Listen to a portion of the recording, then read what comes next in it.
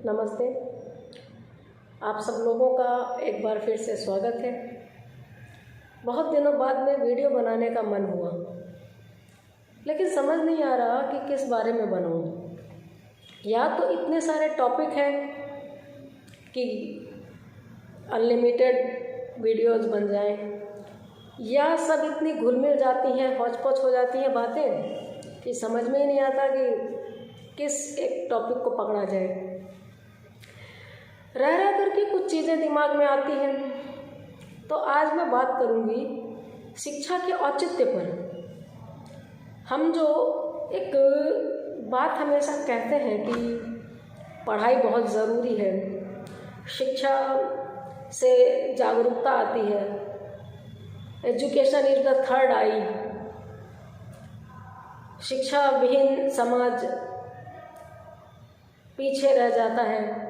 इसलिए हम जिस शिक्षा की बात करते हैं, जिस पढ़ाई की बात करते हैं, वो अमूमन स्कूल और कॉलेज की पढ़ाई है, वो किताबों की पढ़ाई है। लेकिन जहाँ तक मेरा निजी अनुभव है, किताबों की पढ़ाई भी हमें एक मुकम्मल इंसान बनाए, ऐसा कोई ज़रूरी नहीं है। अगर स्कूल और कॉलेज में बड़ी बड़ी डिग्रियां लेकर के और ऊंचे ऊंचे ओहदे पर पहुंचकर इंसान बड़ा, यानी कि महान, या कह दीजिए कि साधारण और छोटी बातों की उसकी समझ बड़ी हो जाए, ऐसा दिखता नहीं है। दरअसल होता क्या है कि किताबें बहुत तरीके की होती हैं, लेकिन उन बहुत तरीकों की किताबों में तार्किक सोच, वैज्ञानिक सोच, साइंटिफिक टेम्परामेंट हम तक देने वाली किताबें कम होती हैं। जो गणित पढ़ाते हैं वो वैदिक गणित की बात भी करते हैं। फिजिक्स केमिस्ट्री पढ़ाने वाले और बायोलॉजी पढ़ाने वाले लोग भी जादू टोने जंतर मंतर पे बात करते हैं। बेटे और बेटी पैदा करने को लेकर के डॉक्टर तक की सोच भगवान की देन, अल्लाह की देन वाली बात रहती है। बड़े अफसर बन जाने के बाद भी व्रतों का महात्म्य बना रहता है। तो इसका मतलब है कि इतना कुछ हुआ नहीं पढ़ाई से, और जिस अफसर की पोस्ट को देखते हुए बरसों बरस लोग खाक में मिला देते हैं और एक लंबी छलांग लगाकर उस वर्ग में पहुंचना चाहते हैं, वो भी कोई समाज की भलाई के लिए होने वाला काम मुझे नहीं लगता है। अगर ऐसा होता, जैसे कि 10वीं और 12वीं का रिजल्ट आता है तो गले में फूल मालाएं डाले हुए, माथे पे अबीर गुलाल का टीका लगाए हुए बच्चे अखबार के आवरण पृष्ठ पे छाए रहते हैं, मुख्य पृष्ठ पे, और वो जवाब देते हैं कि क्या बनना चाहते हैं, क्या सपना है। तो लगभग सबका IAS, RAS, डॉक्टर, लॉयर, ये सब बनकर समाज की सेवा करना, समाज में बदलाव लाना उत्तर होता है। लेकिन अगर ये सच होता तो इतने सारे लोग हर साल 10वीं 12वीं के बाद उच्च शिक्षा के लिए जो नामांकित होते हैं, वो सब लोग जब बन जाते हैं तो क्या बदलाव कर पाते हैं? ऐसा अगर होता तो अब तक हमारा समाज बहुत बदल गया होता। हम अपने उन उद्देश्यों में कामयाब हो जाते जिनको लेकर के संविधान चला था। बाबा साहेब अम्बेडकर चले थे, माँ सावित्रीबाई फुले चली थी। इनका नाम लेते वक्त मैं भावुक हो जाती, क्योंकि इनका नाम हम लेते ही कहाँ हैं।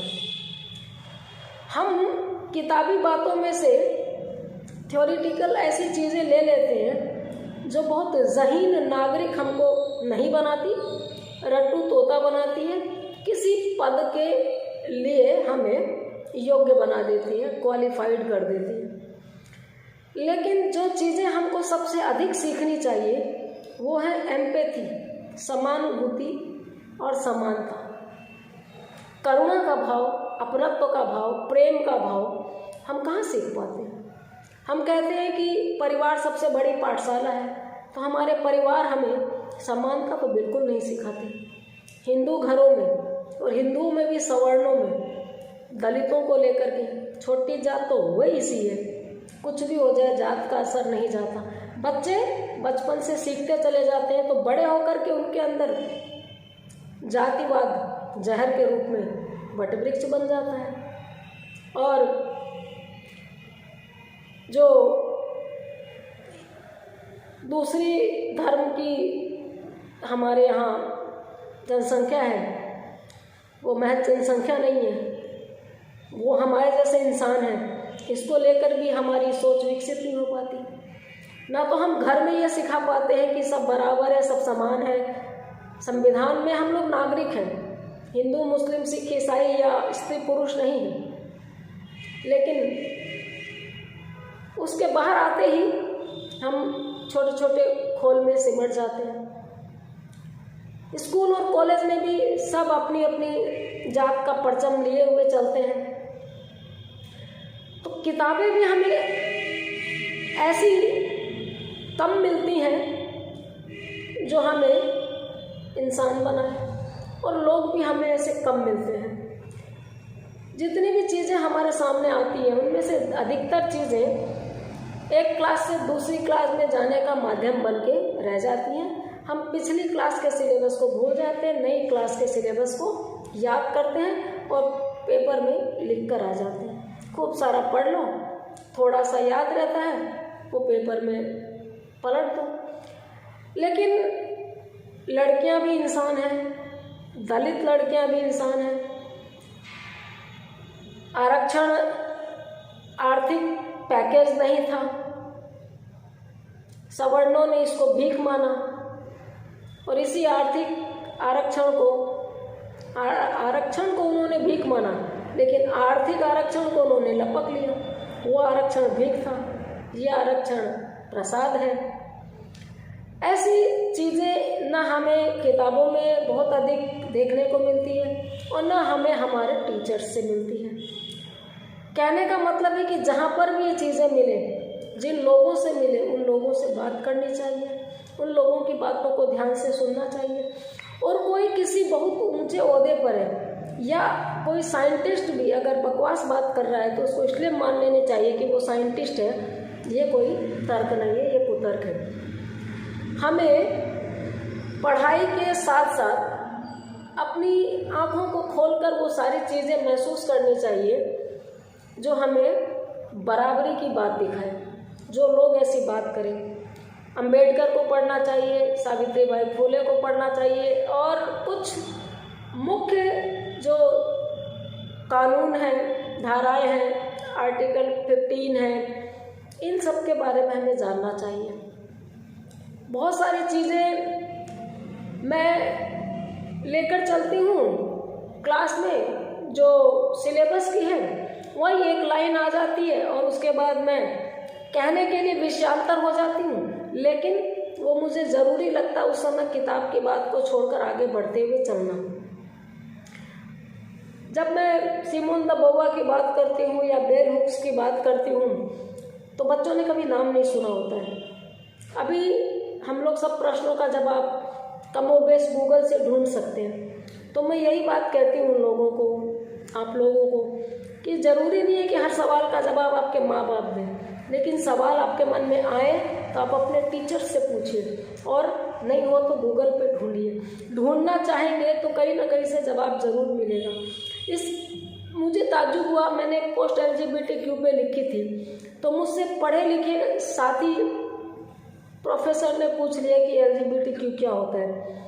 बहुत ताज्जुब की बात लगती है कि हम लोग उच्च शिक्षित होकर के छोटी छोटी बहुत ज़रूरी चीज़ें नहीं जानते हैं।